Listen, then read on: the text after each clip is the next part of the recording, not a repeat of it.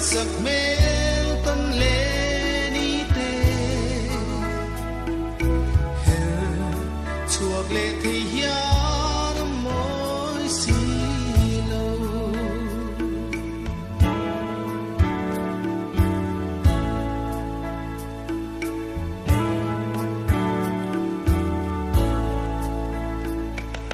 man là yên chẳng ta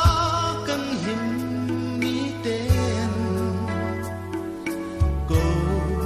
kiệt thì rèn hián mối xì lâu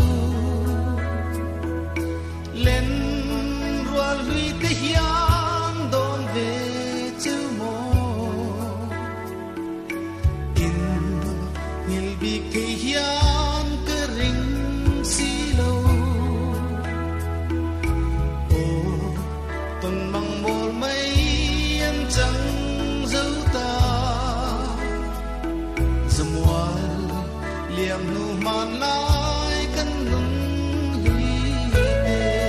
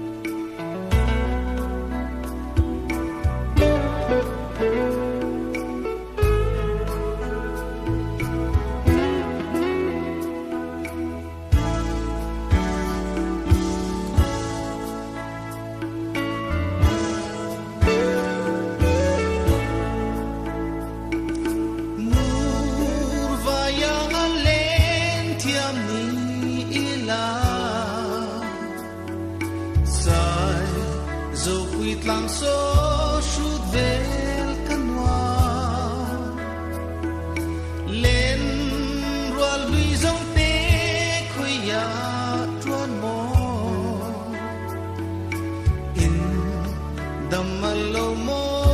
tí chung dễ la lim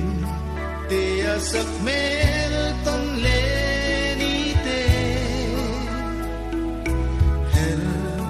chuộc lệ thì hiếu